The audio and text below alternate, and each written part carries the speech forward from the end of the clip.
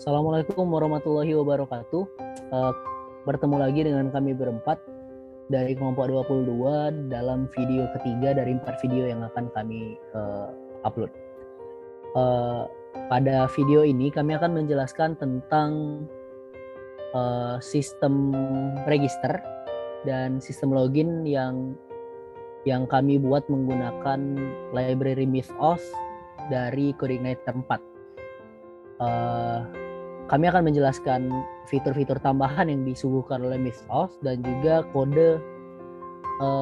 perubahan kode dari sistem biasa menjadi sistem Mythos yang sudah kami buat ini. Sebelumnya kami akan memperkenalkan diri lagi. Saya Ibnu Nalaprana. Saya Iqbal Vanessa Utama. Saya Muhammad Zaki Anugrah. Saya Zatun Alia Putri. Baik, terima kasih. Langsung saja kepada Kak Iqbal, dipersilakan untuk melakukan demonya. Oke, baik. Terima kasih, Ibnu. Assalamualaikum warahmatullahi wabarakatuh. Di sini saya Iqbal Vanessa Utama sebagai perwakilan akan memandu untuk melakukan demonstrasi, terutama pada proses login dan registrasi terlebih dahulu. Di sini saya akan ditemani oleh teman saya, Muhammad Zaki Anugrah, yang melakukan prosesnya gitu. Oke, mungkin untuk pertama-tama seperti yang dijelaskan oleh teman saya sebelumnya, bahwa website kami menggunakan framework Codeigniter 4 yang dimana merupakan sebuah kewajiban untuk proyek UAS yang dikerjakan ini. Terus di sini perbedaan yang lebih utama dari Codeigniter 4 daripada pengerjaan website secara native atau manual tanpa framework, yaitu jika manual itu sebenarnya lebih sulit untuk mendapatkan akses kepada library yang ada di luar sana gitu. Sedangkan jika kita disediakan itu lebih banyak dan juga lebih terintegrasi dengan framework yang kita, dan juga dengan menggunakan framework akan menjadi lebih terstruktur dan aman tentunya, karena lebih banyak struktur-struktur atau folder yang kita gunakan, tidak hanya satu PHP saja dan langsung ke file-file PHP lain, dan juga ada fitur-fitur lainnya gitu, seperti banyaknya library yang disediakan oleh Ubuntu. Mungkin langsung saja untuk demonstrasi. Di sini kita akan melakukan register terlebih dahulu. Di sini kita akan mencoba kelebihan sistem jika kita meregister akun yang dimana username dan emailnya telah terdaftar. Mungkin boleh didemonstrasikan. Sudah akun dengan username iqbal22 dan email kelompok22@gmail.com. Lalu password di sini juga kita salahkan. Kita akan coba. Nah, di sini akan muncul notif di mana username dan email itu harus unik, yang dimana berarti di database itu sudah terdaftar username dan email yang demikian gitu. Nah, di sini berarti kita harus ubah terlebih dahulu emailnya unik, agak bersifat unik. Kita ganti menjadi 23. Lalu passwordnya mungkin boleh dicoba AAA 1-8 kali lagi.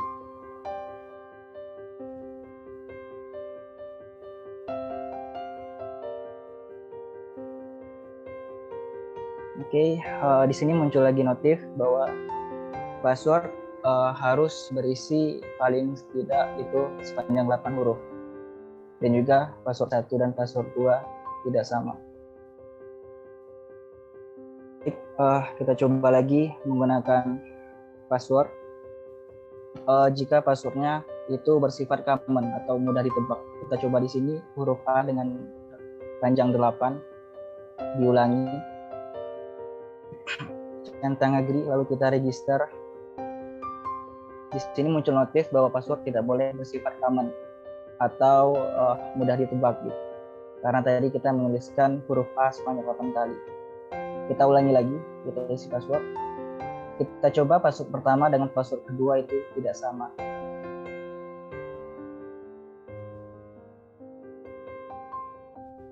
Jika tidak sama, maka muncul notif bahwa password dengan repeat password atau confirm password itu tidak sama gitu. Dan juga tidak berhasil. Di sini kita akan coba mengisi password dengan benar.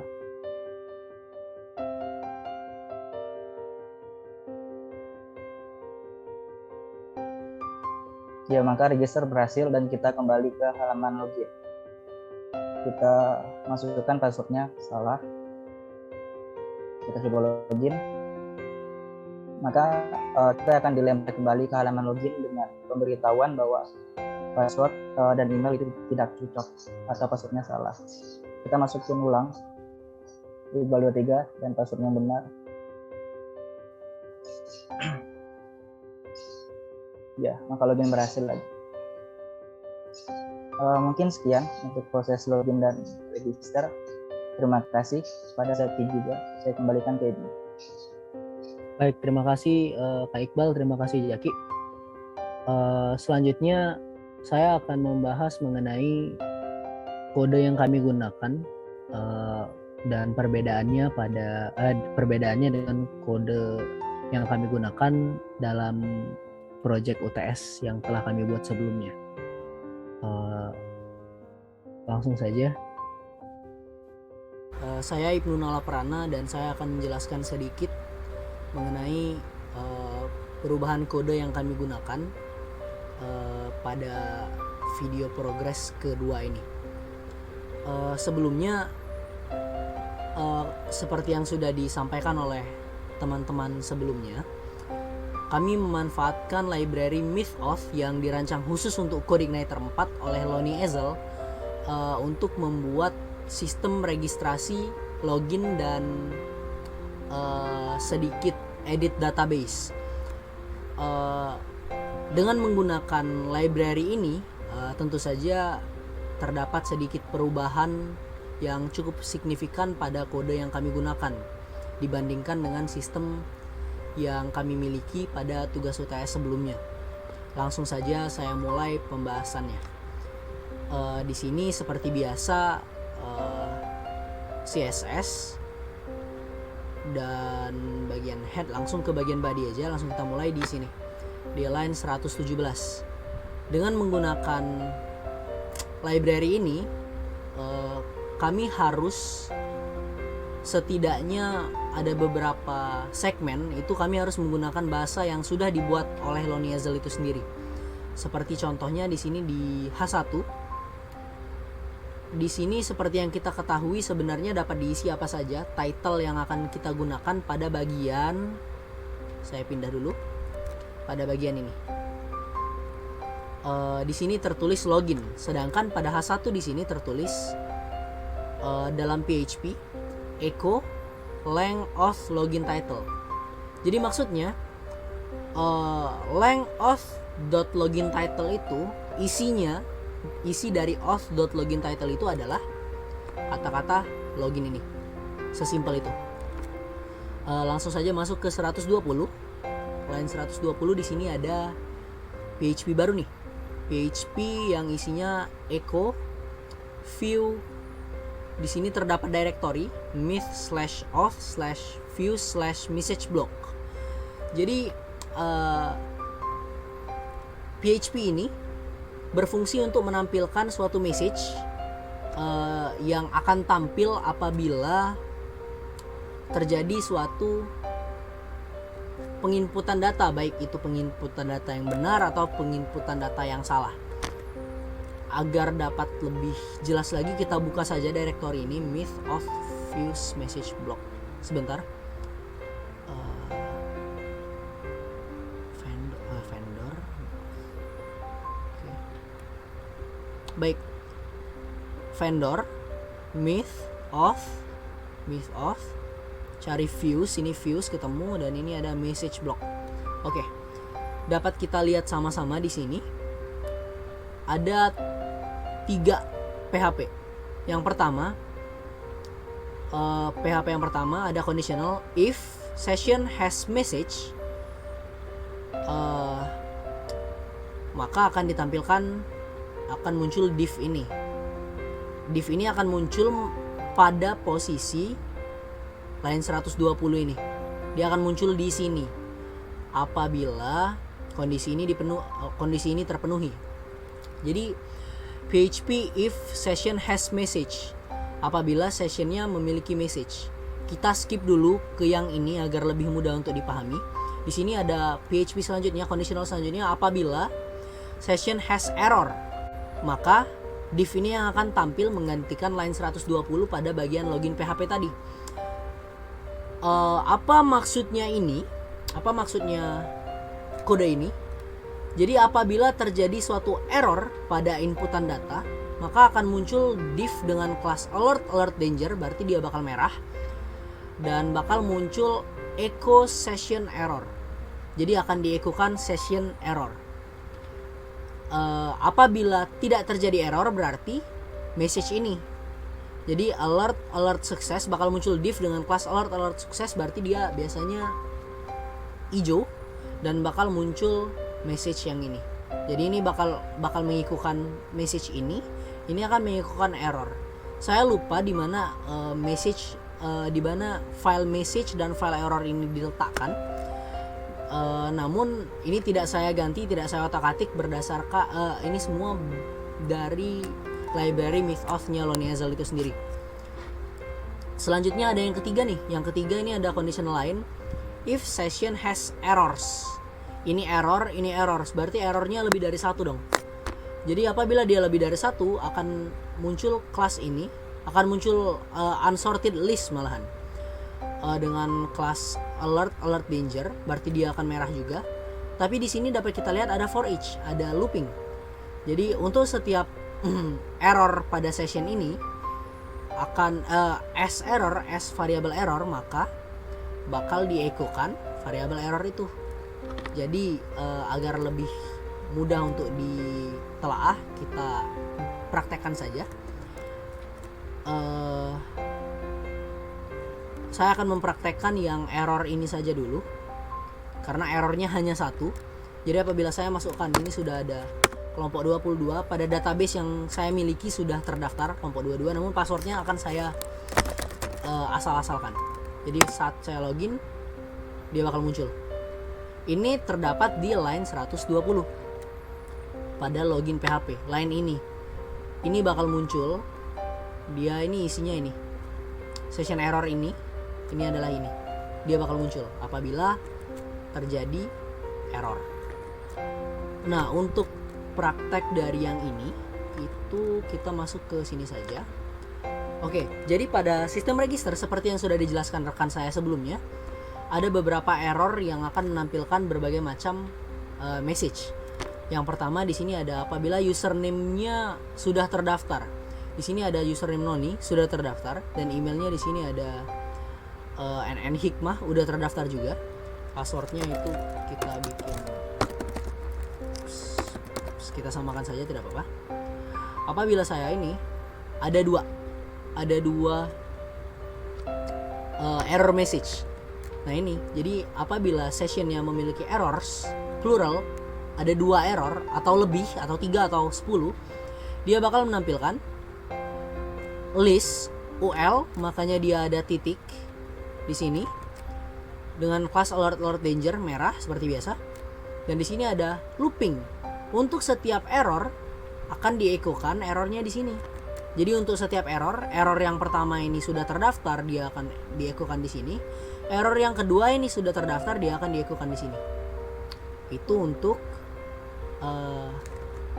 yang error. Selanjutnya di sini ada message. Untuk message saya demokan juga. Jadi untuk message ini biasanya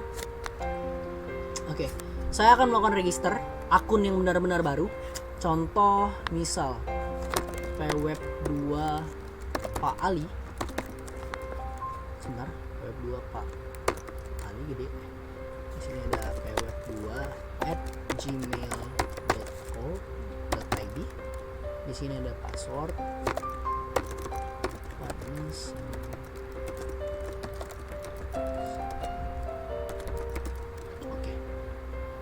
apabila saya register.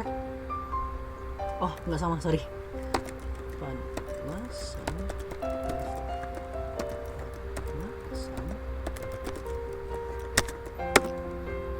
Oke, ini udah masuk. Welcome aboard. Please login with your new credentials. Nah, ini merupakan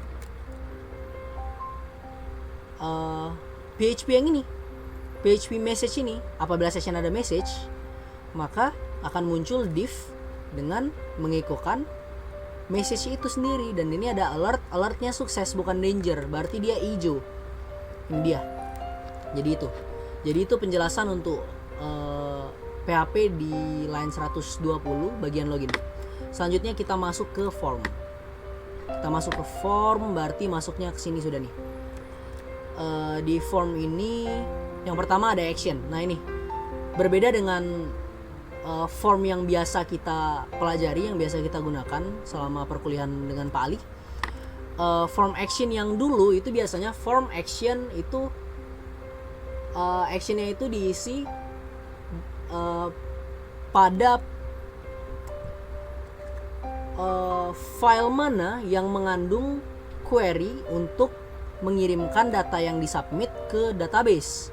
Biasanya itu ditulis, misal nih query-nya itu saya letakkan di login.php. Maka seharusnya di sini form action login.php. Namun dengan menggunakan mythauth ada cara lain, yaitu dengan menggunakan PHP ini. Echo root to login. Maksudnya apa? Maksudnya root to login ini fungsinya itu sama persis dengan login.php. Apabila kita ketikkan login.php di sini sama persis. Namun root to login ini bahasa yang digunakan oleh Lonnie Ezell pada mythauth agar lebih terorganisir dan fungsinya benar-benar digunakan. Karena kita tidak tahu apa saja yang dimasukkan oleh Lonnie Ezell pada bagian root to ini. Jadi di sini root to login ini maksudnya sama persis dengan login.php. Root to bisa dibilang menuju ke login. Login ini login file login.php ini sendiri. Oke, lanjut. Di sini ada csrf underscore field PHP selanjutnya di bawah form. Jadi csrf field ini biasanya digunakan sebagai function untuk memperkuat keamanan dari form ini sendiri. Jadi apabila ada upaya hacking, bagian csrf field ini dapat setidaknya menangani hal tersebut. Jadi csrf field ini cross site request forgery. Oke, csrf ini cross site request forgery dan fungsinya untuk meminimalisir resiko suatu form yang disubmit itu akan kena hack dan data yang disubmit itu diambil oleh orang lain. Lanjut, kita masuk ke sini ke line 126. Di sini ada label for login. Nah, ini sama dengan line 117 yang kita bahas pertama kali tadi. Dia akan menampilkan length of email or username. Yang ini dimana ini adalah ini email or username. Ini merupakan isi dari length of email or username itu sendiri. Oke, lanjut pada line 127. Di sini ada ini. Oke, ada PHP. Apabila session error login, jadi apabila terjadi error login pada session ini, maka apa yang disubmit ke dalam input type ini invalid, tidak valid, tidak bakal dikirimkan. Dan di sini ada div baru lagi, session errors.login. Dia akan menampilkan feedback error loginnya itu. Lanjut, di sini 134 konsepnya sama dengan yang 126, kita lewatkan saja. Ini juga sebenarnya sama, kita lewatkan saja. Oke, selanjutnya di sini. Di sini PHP if config allow remembering.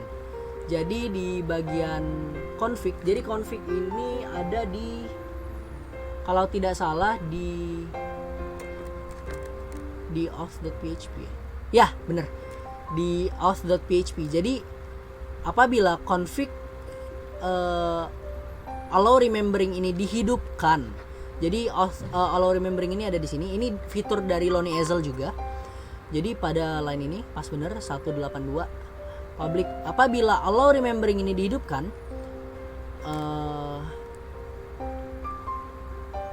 dia bakal muncul suatu checkbox kecil yang berisi remember me. Jadi apabila itu dihidupkan, akun yang sudah login itu bakal diingat, bakal di remember detail-detailnya. Jadi untuk yang ini saya false-kan karena menurut saya belum terlalu diperlukan. Jadi ini void, ini tidak akan jalan karena apabila allow remembering-nya hidup, sedangkan allow remembering-nya tidak hidup. Lanjut saja, di sini button seperti biasa. Ini lang, konsepnya sama, menampilkan tulisan saja. Di sini login. Selanjutnya di sini ada div class terakhir pada bagian login form. Itu adalah div class untuk allow registration. Oh ya, jadi pada library-nya Loniezel itu terdapat fitur di mana user yang akan login itu tidak dapat membuat akun dengan sendirinya. Jadi akun yang mereka dapat gunakan itu akun yang dibikinkan oleh administrator website. Jadi ini juga ada di auth kalau tidak salah. Allow user registration. When enabled, any unregistered user may apply for a new account. If you disable registration, you may need to ensure your controller and views know not to offer registration. Jadi apabila dihidupkan, user yang belum melakukan registrasi itu bisa bikin akun gitu. Jadi di sini saya hidupkan true. Ini berdampak di sini need an account. Jadi apabila dihidupkan ini bakal hidup. Apabila saya matikan dia bakal hilang. Ini bakal hilang. Di sini ref. Oh ya, jadi ini link yang akan memindahkan user dari login form ini ke register.php yang ini. Jadi kalau kita klik dia bakal ke sini. Oke. Mungkin segini dulu pembahasan untuk kode dari login.php. Selanjutnya register.php. Ini register.php. Langsung saja masuk ke codingannya. CSS kayak biasa. Sebenarnya konsepnya ini sama persis dengan login, namun saya akan cek apabila ada yang berbeda. Jadi auth sama, ini juga sama, ini sama, ini sama. Oke. Enggak sama.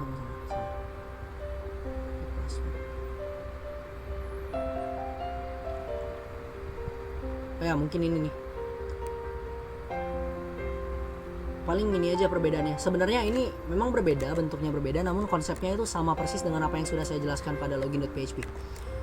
Di sini pada line 150 ada sign in, ada div class sign in yang isinya itu p paragraf berarti tulisan.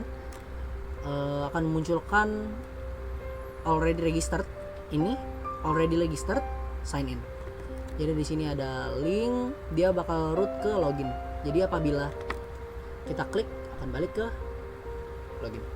Menggunakan library MythAuth, Loniezel sudah menyediakan sendiri function yang berfungsi untuk mengecek data yang diinputkan, dan function itu terdapat di file authcontroller.php pada folder controller di dalam vendor MythAuth.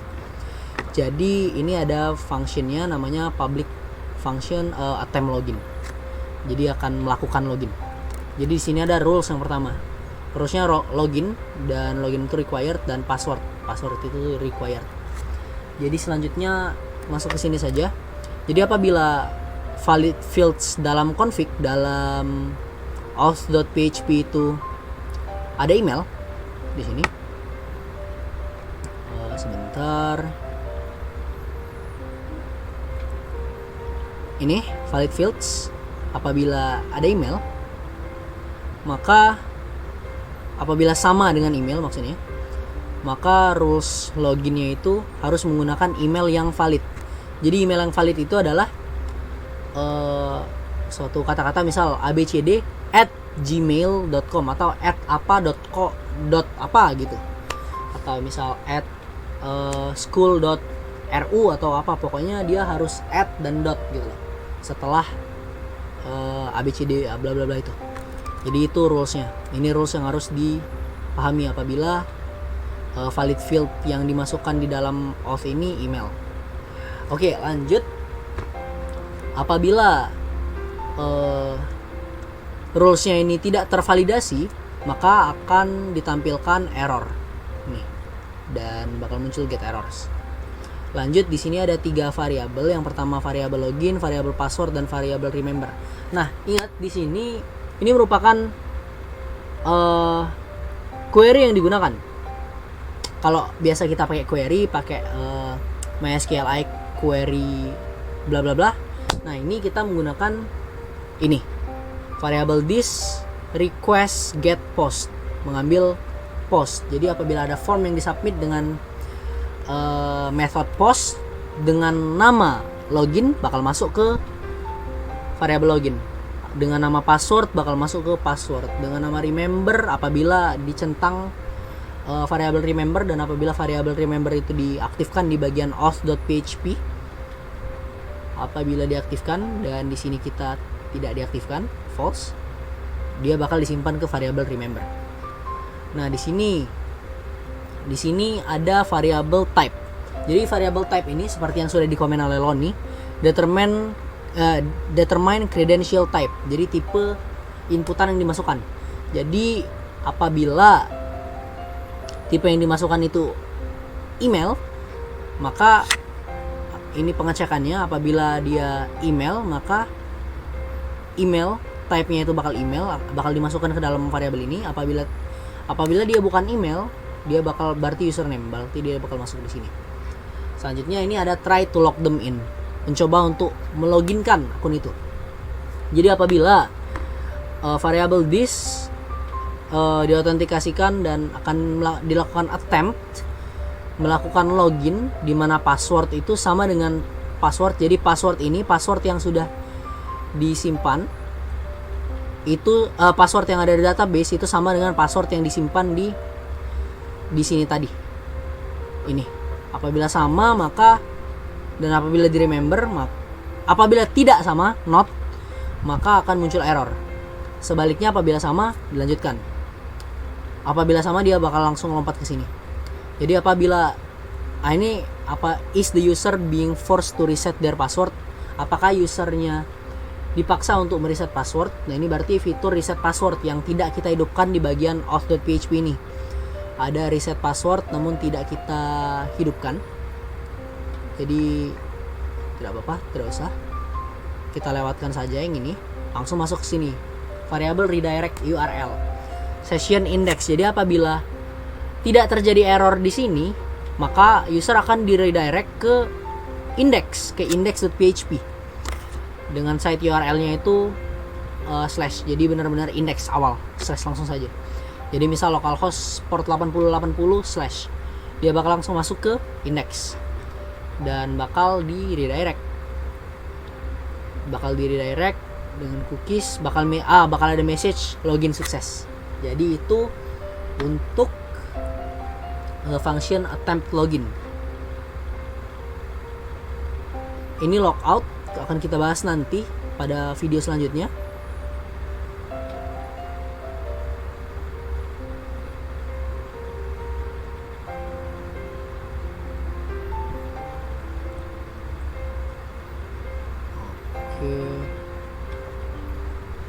Oke, mungkin saya bakal bahas yang ini sekilas. Jadi di sini ada public function attempt register. Jadi dia bakal melakukan registrasi akun. Jadi apa yang diinputkan oleh user ke dalam form register bakal dicek di sini. Bakal dilakukan proses registrasi di dalam function ini. Jadi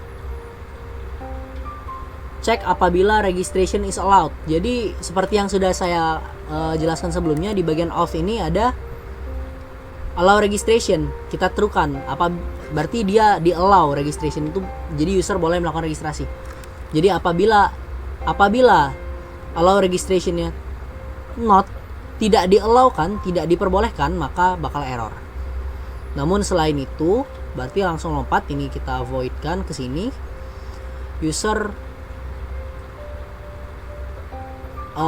variable user menampung model user model class. Jadi ini class user model di extend dengan method class. Ini ada di atas harusnya.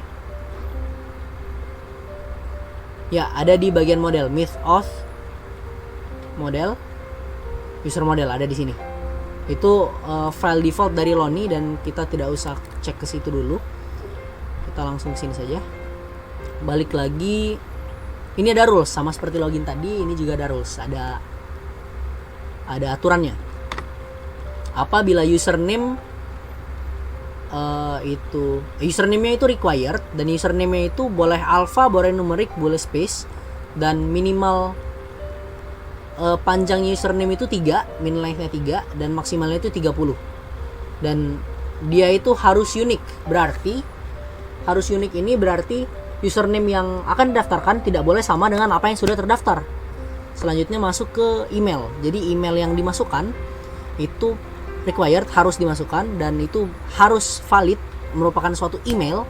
Dan yang terakhir dia juga unik, jadi belum terdaftar sebelumnya. Lanjut, apabila rulesnya tidak tervalidasi, not, maka error. Selanjutnya password. Ini ada rules untuk password.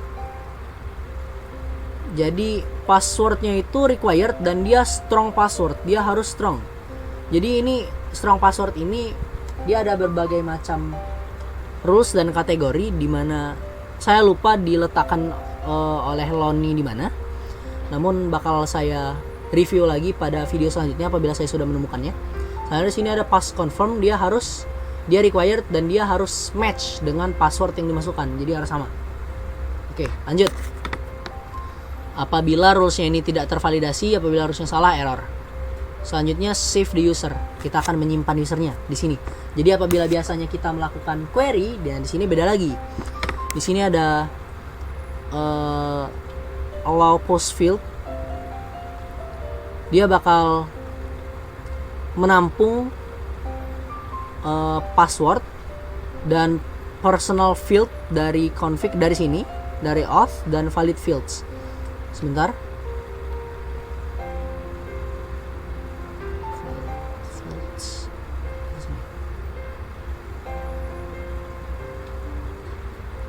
Valid fields. Di mana tadi ya?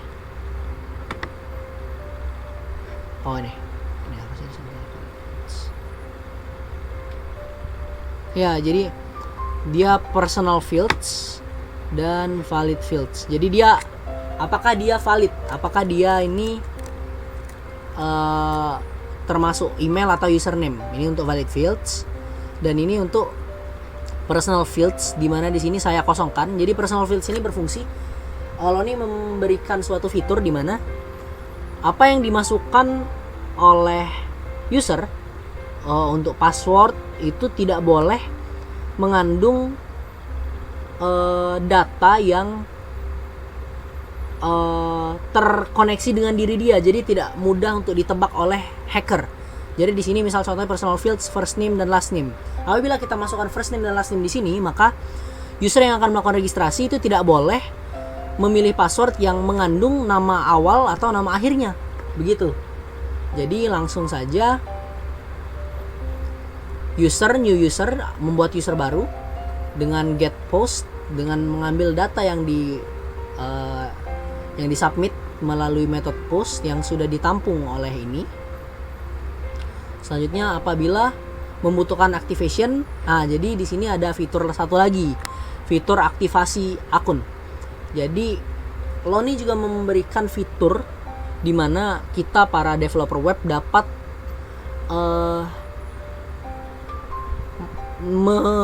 meminta user untuk memverifikasi emailnya. Jadi apabila kita masukkan email, biasanya seperti login ke Facebook atau kemana, bakal diminta untuk verifikasi akun email. Bakal dikirimkan kode atau bakal dikirimkan email atau dikirimkan suatu hal, dan kita harus mengklik email tersebut. Jadi di sini sudah disediakan juga oleh Cloney, namun pada saat ini tidak akan saya gunakan karena fitur ini sedikit lebih advance dan saya belum mengerti untuk mengoperasikannya bagaimana. Jadi ini kita lewatkan saja. Selanjutnya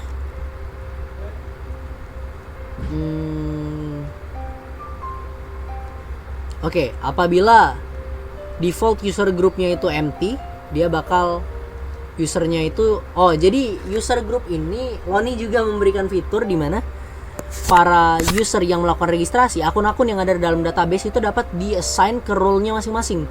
Misal saya buat email dan email tersebut dapat buat akun tersebut dapat saya assign role-nya menjadi administrator dan orang lain akan menjadi user biasa. Jadi dia tidak bisa, jadi saya administrator dapat mengedit account orang lain yang bukan administrator gitu. Di sini kita lewatkan saja. Apabila variabel user ini tidak dapat melakukan save, maka dia bakal error. Apabila require activation itu tidak sama dengan 0, berarti ini juga kita lewatkan saja, tidak perlu. Jadi kalau dia tidak terjadi save, tidak dapat dilakukan save, maka dia bakal error. Namun apabila tidak, berarti dia bebas dari conditional ini, masuk ke sini. Apabila sukses, maka bakal langsung di redirect ke login. Jadi apabila kita sudah sukses melakukan registrasi akun, bakal langsung dilempar ke form login dengan message register sukses. Jadi mungkin sekian penjelasan kode mengenai pergantian dari query yang digunakan untuk menyimpan, untuk mengecek detail akun yang dimasukkan pada fitur-fitur sebelumnya yang diubah pada library Mythos ini.